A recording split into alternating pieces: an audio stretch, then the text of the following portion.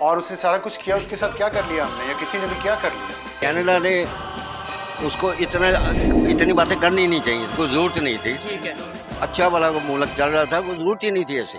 یہ آ کے Canadian citizen شپ لے لیتے ہیں. جسٹن ٹروڈو بیوقوف ہے, ٹھیک ہے, وہ بیوقوف ہے, دماغ سے پیدل ہے, وہ بانٹتا پھرتا, آؤ جی آؤ جی آؤ, چائے کافی پیو. آج اس وقت انڈیا کے اوپر آیا, لیکن دنیا انڈیا کو ایک بہت بڑی مارکیٹ کے طور پہ دیکھتی ہے. انڈیا سے امپورٹ ایکسپورٹ پوری دنیا کو ہو رہی ہیں. اس طرح سے کوئی اس طرح کی اسٹیٹمنٹ دے کے دونوں کام کا, اور وہ انڈیا ظاہر ہے بڑی پاور ہے, بڑی بات ہے, بڑی اکانومی ہے, ان کے ساتھ ان کے ریلیشن ہیں, وہ پھر ان کو بات ماننی پڑتی. تو اس کو کون کھونا چاہے گا؟ یہاں پہ ایک اسٹیبل گورنمنٹ ہے, جہاں پہ اسٹیبل ڈیموکریسی ہے, جہاں پہ اس طرح ملٹری کود نہیں ہوتے, جہاں پہ جوڈیشل کود نہیں ہوتے, اور وہاں ایک سسٹم چلتا ہے. 10 سال مودی رہا ہے نا. قتل ہوئے ہیں اور ان کے جو ایلیگیشن ہے, ایک بھی اریسٹ ابھی تک نہیں ہوئی.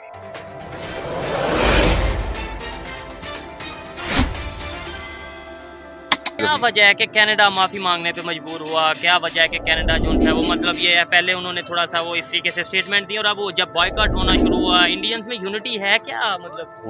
انڈین میں بہت یونٹی ہے, ٹھیک ہے, اور وہ جو انہوں نے جو پالیسی کی ہے نا, جو کینیڈا نے اس کو اتنی باتیں کرنی نہیں چاہیے, کوئی ضرورت نہیں تھی. ٹھیک ہے, اچھا بھلا ملک چل رہا تھا, کوئی ضرورت ہی نہیں تھی ایسے. کہ اس طرح سے کوئی اس طرح کی اسٹیٹمنٹ دے کے دونوں کام کا, اور وہ انڈیا ظاہر ہے بڑی پاور ہے, بڑی بات ہے, بڑی اکانومی ہے, ان کے ساتھ ان کے ریلیشن ہیں, وہ پھر ان کو بات ماننی پڑے گی, ماننی پڑے گی. پڑھ رہی ہے. خالستانی تحریک کے اہم مرکز نظر آ رہے ہیں, وہاں سے سخت احتجاج ہو رہا ہے, اور خود بھارت بھی کہہ رہا ہے کہ وہاں پر ایسے لوگ بیٹھے ہیں. کیا بھارت کے لیے ممکن رہے گا مزید اسی طریقے سے چلنا, یا جیسے شہزاد صاحب کہہ رہے ہیں کہ بس یہ کچھ عرصہ ہوگا, ظاہری بات ہے معاشی مفادات ہیں, بات پھر پیچھے رہ جائے گی؟ ایسا ہی ہے. دیکھیں, it's the economy, simple as that. Israel کی اگزامپل دی گئی, اتنا سا اسرائیل پوری دنیا میں, اور اس نے سارا کچھ کیا, اس کے ساتھ کیا کر لیا ہم نے, یا کسی نے بھی کیا کر لیا. تو جمال خشوگی سعودی عرب کا ایک ڈسیڈنٹ جرنلسٹ تھا, واشنگٹن پوسٹ کے لیے کام کرتا تھا, واشنگٹن میں رہتا تھا, اس کو ترکی میں مار دیا. کیا کر لیا سعودی عرب کا؟ کسی نے بھی کچھ نہیں کیا. تو دیکھیں, دنیا اپنے مفادات کو معاشیات کی نظر سے دیکھتی ہے. ہمیں ہر وقت ہم کچھ نہیں کر پائیں گے اس میں, یہ جو ہے نا کہ شاید یہ تاثر ہے کہ ہم شاید کر پائیں گے, ہم کچھ بھی نہیں کر پائیں گے, اور ہمیں کرنا بھی نہیں چاہیے. ہمیں یہ بھی نہیں سوچنا چاہیے کہ دعا کرنے بیٹھ جائیں کہ یا اللہ دشمن کی توپوں میں کیڑے پڑیں. شاید یہ دعا ہمیں صرف کرنی چاہیے, اور یہ کر بھی سکتے ہیں, اس کے علاوہ ہم کچھ نہیں کر سکتے.